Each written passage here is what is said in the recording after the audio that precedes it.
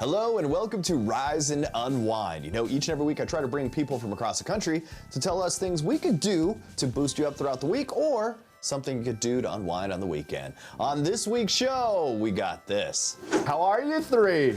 That intro. That was the best intro ever. Warmed the cockles of my heart. Yes, Goodness my me. face hurts from smiling I know, so right? big. All of that and more right here on Rise and Unwind. If you have ever dreamed of experiencing the real Italy, there's no better guide than Steve Perillo. As the president of Perillo Tours and a third-generation Italy travel expert, Steve has been helping travelers plan unforgettable Italian adventures for decades. He's even gone viral on TikTok for sharing insider tips on how to discover authentic experiences, whether it's finding the best gelato or hidden gems of Italian art and culture. Today, Steve joins us to share his top travel tips just in time for Perillo Tours' 80th anniversary and the big 2025 Jubilee in Rome. Welcome to the show, Steve. It's a pleasure to be with you, Dan. Thanks for having me. To talk about Italy, my favorite subject. All right, you went viral on TikTok for sharing tips on authentic Italian experiences. What are your top tips to experience the real Italy? The TikTok video was about eating in Italy. It seems like you can never get a bad meal, but you got to watch it, especially with tourist traps. Outside of the main sites like the Colosseum, they're all clustered around there. With the plastic menus and the guys waving you in because they think they're giving you the Italy that you think Italy is. But that's not really how Italians live. They live just around the corner, maybe a 5 or 10 minute walk where where the locals eat. Especially lunch is the big meal. If you're in business, you go to lunch at 1 and you go back to work at 3, then you work till 7. This is the Italy lifestyle, and you can experience that by going to a local restaurant, having local food with local people, and you'll love it and you'll save money. So that's one way to have an authentic experience. So how can travelers find the best value when booking a trip to Italy? The best value comes from planning early and getting hotels, which tend to be cheaper the farther away that you book them for a customized tour that we can put together for you. Another way is to take an escorted tour, which is a group experience where everyone shares in the costs of transportation and the guides, which can be quite expensive. So it's a real luxurious way to go on a tour, and we take you to 4- and 5-star hotels. Another way, probably the best way to get great value, is to go in the off-peak times between November and April. Because it's a very mild climate. Italy is famous for its climate year-round, and it's usually in the mid-50s in January. So you get a coat and spend $300 on a coat, you'll save $3,000 on hotels and airfare. So I recommend off-season travel. So what's new in Italy in 2025? Aha, I'm glad you asked that. 2025 is the Jubilee year, which occurs every 25 years in the Catholic Church, where the Pope invites the faithful and the not so faithful to Rome to visit the Vatican and walk through the holy doors, which are opened every December 24th, 25 years apart, and you get special indulgences, but everyone's invited to cross the holy doors. Not to mention that all of Rome is spiffed up in a big way. All the scaffolding, which is very common in Italy, is down in preparation for this big year. So it's Italy is putting its best foot forward during the Jubilee year. All right, Steve, thanks for joining me this morning. Where can we go for more information and maybe book some travel with you? Our website is perillotours.com. Simple as that, perillotours.com. Steve Perillo, the man that knows everything about Italy. Thanks for joining me this morning. I don't know about that, but thank you, Dan. Thank you. You know, October is National Book Month, and access to books is more important than ever. With only 43% of fourth graders reading proficiently, Sonic Drive-Ins is stepping up to help solve the problem. So today we got Stuart Brown from the Sonic Foundation and Shavawn Simmons from the Family Literacy of Georgia, representing Little Free Library, to tell us how they're tackling this challenge and how we can all get involved. Welcome to the show, you two. Hey, thanks for having us. Hi, thank you. All right, Stuart, it's really inspiring to see Sonic taking on literacy. What is this latest project all about? Sure. Well, first of all, I want to say that Sonic has been tackling literacy and supporting education for years and years. Since 2009, we've given nearly $28 million to support America's schools.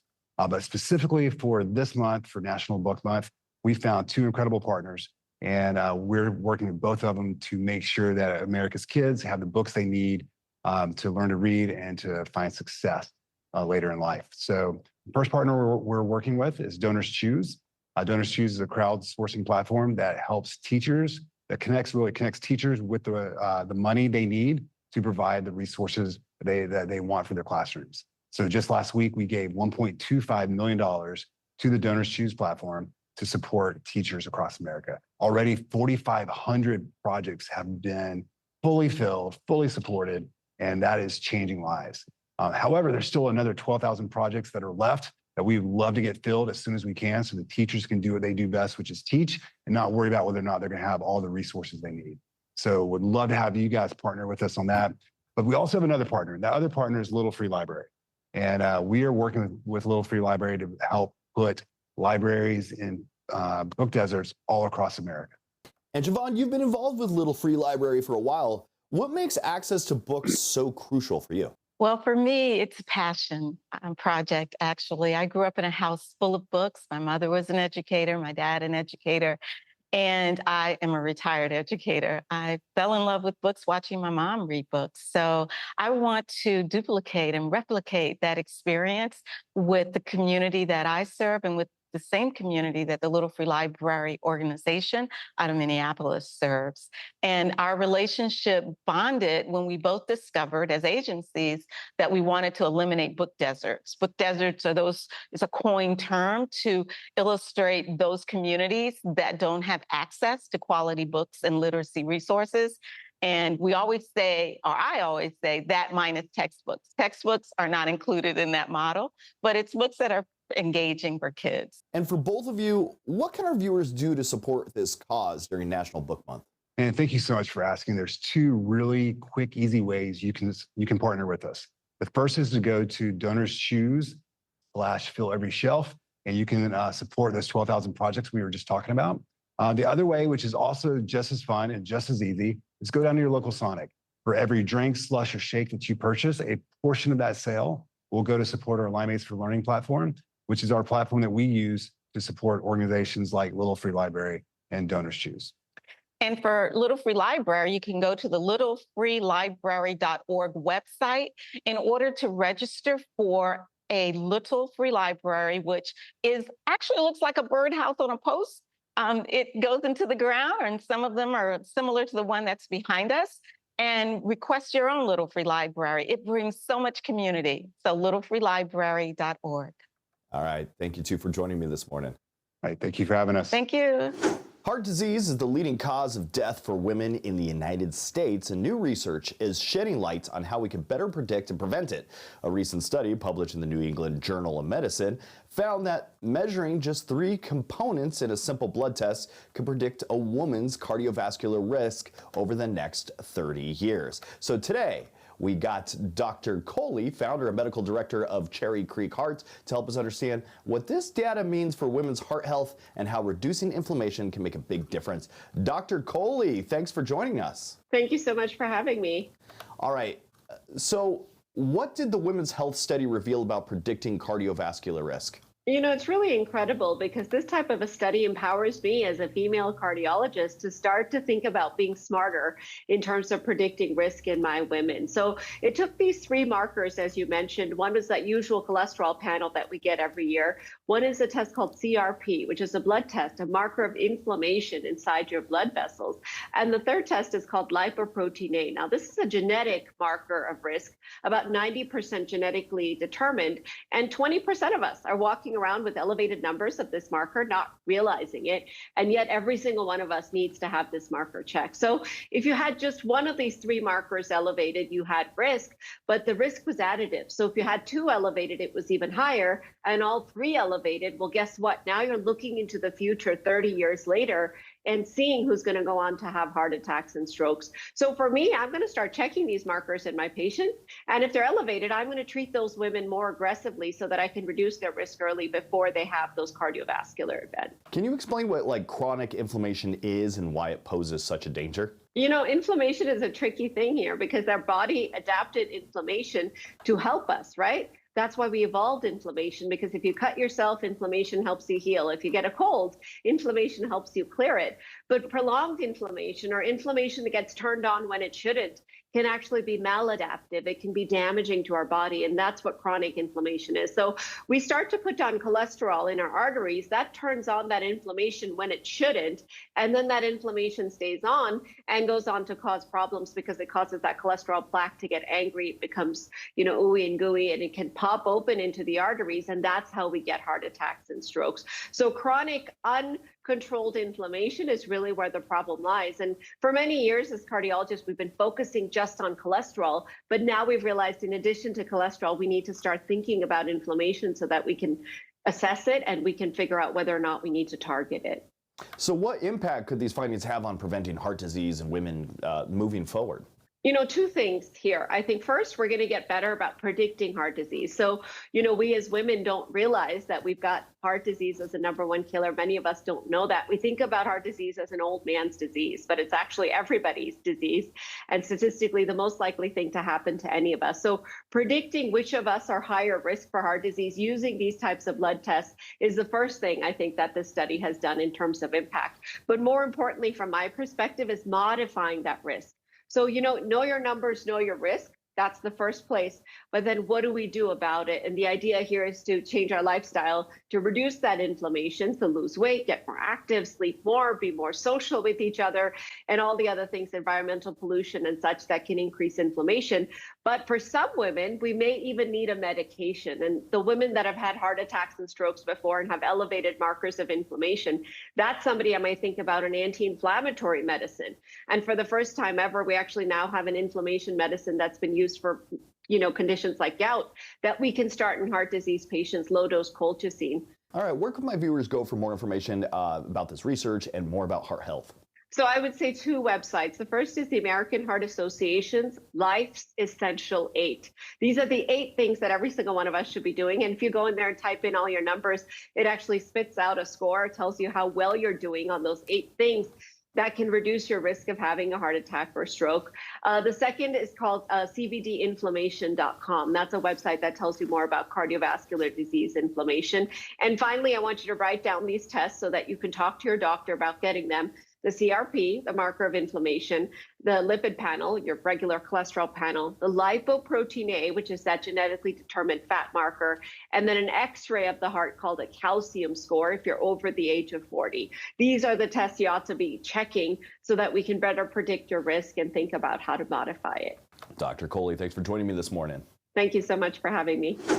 Obstructive sleep apnea, or OSA, is something millions of Americans deal with every night, but its effects go far beyond just losing sleep. A new survey, the Sleep Health Inquiries on Needs and Emotions, the SHINE survey, reveals how this condition impacts mental health, relationships, and work. So today, I've got Dr. Seema Khosla, a sleep expert, and Dr. Miranda Chappel-Farley, a researcher living with OSA, to kind of break it all down for us. Welcome to the show, you two. Thank you. Thanks so much for having us. Dr. Khosla, for those who might not know, what exactly is obstructive sleep apnea and how common is it? Obstructive sleep apnea is more common than asthma and diabetes combined. This is where our upper airway collapses and it causes our oxygen level to fall or our brain to wake up. And sometimes people do this numerous times an hour, numerous times a night.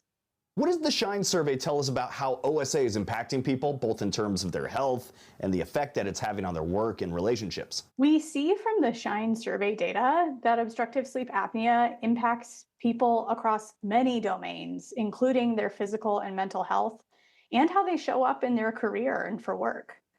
We see that about 67% of respondents are really concerned about these long-term health impacts. And unfortunately, about 14% are reporting a sleep-related motor vehicle accident just in the last 12 months. In terms of mental health, over 50% are reporting symptoms of anxiety, over 60 are reporting symptoms of depression, and about 70 are saying they can't cope with the daily stress of life. In terms of career, one data point that really stood out to me is that over 90% of individuals are saying that obstructive sleep apnea affected their work just in this last week. You can imagine how struggling both with physical health and mental health can make it very difficult for you to show up and be your best self in the workplace. So what was the goal of the survey, and how can researchers use this data to improve the lives of people that are living with OSA? You know, I think one thing that we really have learned to appreciate over the last few years, for which I'm grateful, is to really pay attention to that patient experience, to really focus on the things that are important to our patients, not the things that we think should be important to our patients. I really do appreciate the sleep community where we have tremendous collaboration between clinicians and researchers and even industry to look at these domains that are impacting our patients' lives on a regular basis. So why do you feel that it's important for companies like this to run a study like this? And what is this big takeaway for people? You know, I think it's really important for all these really smart and innovative people to look at the same problem through their lens and come up with different solutions. Just like Miranda really personifies, there is not one face for what obstructive sleep apnea should look like. And we know that there isn't just one treatment. It's really important to identify and treat obstructive sleep apnea, and that treatment isn't the same for everybody. So by understanding the results of the SHINE survey, we can factor those emotional burdens into our conversations when we are trying to figure out what serves our patients best. All right. And finally, where can we get some more information on this? If anyone's interested in reading more about the results of the survey and learning more about actual lived experiences of people living with sleep apnea, you can go to osasurvey.com. Thank you, too, for joining me this morning. Thank you. A federal court recently ruled on a case involving the EPA and fluoride in public water, finding that the EPA hasn't proven how much fluoride is really safe to drink. They've now been asked to take a few further steps. Dr. Griffin, a biologic dentist, is here to break down what this ruling means. Dr. Cole, thanks for joining us today. Thank you for having me. Dr. Cole, can you walk us through what this ruling actually means? Are we looking at changes to water fluoridation? Now, hopefully this is the end of water fluoridation. The judge doesn't have the legal authority to force the EPA to stop it, but he made a very strong decision based on all the scientific evidence and ruled that fluoridation poses, quote, an unreasonable risk of reduced IQ in children. And the one thing that the EPA cannot do in the face of this court's finding is to ignore that risk. So for the first time, this is unprecedented, federal judge has found that water fluoridation does indeed cause harm at current levels, and the EPA now must go back and re-examine their whole policy. So this case has been going on for about 7 years. Why has it taken so long to reach this point? Yeah, there were definitely some delays, but mostly the judge needed to hear all the scientific evidence and the extensive expert testimony from scientists, some of the foremost scientists from all over the world, and then allow the EPA time to try to counter it, which they failed to do. He was also waiting on the latest results from the National Toxicology Program's review of all the published evidence of fluoride's neurotoxicity, which overwhelmingly showed harm to children. And you mentioned this. I thought that was still up in the air. Can you tell us more? No. This ruling again is unprecedented. So the judge ruled that at the current level, so pregnant women drinking fluoridated water at current U.S. recommended levels presents a risk of a drop in IQ points, and it ranges from a low end of 2.5 points to up to almost 7 points. And just for context, the court noted that a loss of just 1 IQ point was presented with reduced educational attainment, employment status, productivity, and even earned wages. And all of these are obviously substantial public health concerns. I know fluoride has been like widely promoted for decades. I remember even going as a kid to tour the water treatment facility and seeing a big pile of salt-looking stuff. What is the history behind all that? So it's funny you say that, because if it was really salt, as you say, like sodium fluoride, or if it was naturally occurring calcium fluoride, this would be a whole different topic. But most people know this, or should know this, that the fluoride that's actually added to all the water supplies is a waste product from the fertilizer industry and the aluminum industry. So it's hydrofluorosilicic acid. It's a very corrosive acid, and it does not get into the body and dissociate like naturally occurring fluoride would. So we've got a whole list of things that are wrong with this process. So what is next for the EPA after this ruling? Yeah, so at the very least, they do have to go back and re-examine the safety and efficacy of fluoride. We're all very hopeful that they're not going to try to appeal this ruling, because this would only drag out this incredibly important topic for many years. If the EPA does choose to do lawfare over their job, which is to protect the health of Americans, then unfortunately, we're going to see hundreds of thousands of children continue to be harmed by fluoride. So where can our viewers go for more information on this topic? Yeah, there's two great sources. So one is the Fluoride Action Network. They were one of the plaintiffs in this case. Their website is fluoridealert.org. And another great one is the International Academy of Oral Medicine and Toxicology. It's a mouthful. It's IAOMT.org. Dr. Cole, thanks for joining me this morning. Thank you for having me. I think it's time to send out a SOS. All right, let the music play, because we're about to hit the rink right here, right now. And it feels like the gift of Christmas came early. And if this sounds like me, then you know we're geared up for some serious competition.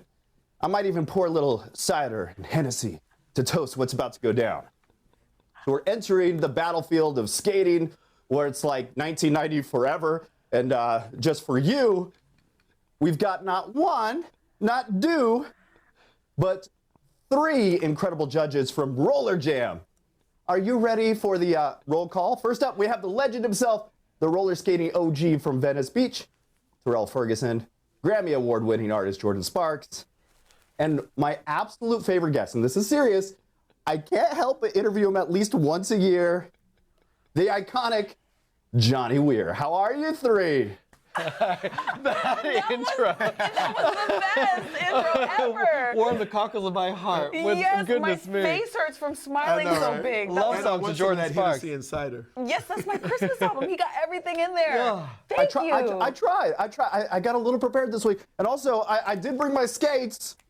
And in honor of Johnny, I got a tiara up right there. Boom. This is my legit tiara too. So let's get into this. Roller Jam. It seems like a blast. How do you guys compare some of the other massive stages you've been on? And what surprised you most about this new roller skating world? Jordin? Yes. Man, well, okay. So it's a lot of fun to be able to do this job. Honestly, I don't know if I could call it a job, because we had so much fun. But we have been at the top of our respective fields, and we've been in entertainment for a long time. So we have a lot to give and a lot to share with these contestants. This is the biggest roller skating competition, the first of its kind. It's never been done before. So it's exciting. It's fun-loving. It's heartwarming. It's educational at the same time. There's so much that I didn't know about skating that I know now, but it's really, really amazing, and I'm glad that I get to be the referee between these two guys. All right. Johnny, you've mastered the ice. Now you're working on the roller rink. What's the biggest challenge for these skaters when it comes to impressing you as a judge? Well, my experience as a performer was at the highest of highs for any athlete at the Olympic Games, performing in sold-out arenas all over the world. So I was looking for the crews to kind of step out of just performing in their local rink and going big. I mean, there's $150,000 of prize money on the line, plus $10,000 that goes to their local rink. So they had to bring it and be better than they ever have in their lives. So I was looking for that. I was looking for the choreography, the emotion, the movement, the expression of each individual crew. We skated through the eras, 60s until now, musically, and we had different guest judges. Like, there was just a lot going on, and I wanted to make sure that they were able to give the best of themselves. But I very much was like Mama Bear on the panel. Sassy Pants over there with his technical critiques was definitely the sassy one. I am not the sassy one. I am the coach. I'm the Phil Jackson, because they were phenomenal athletes.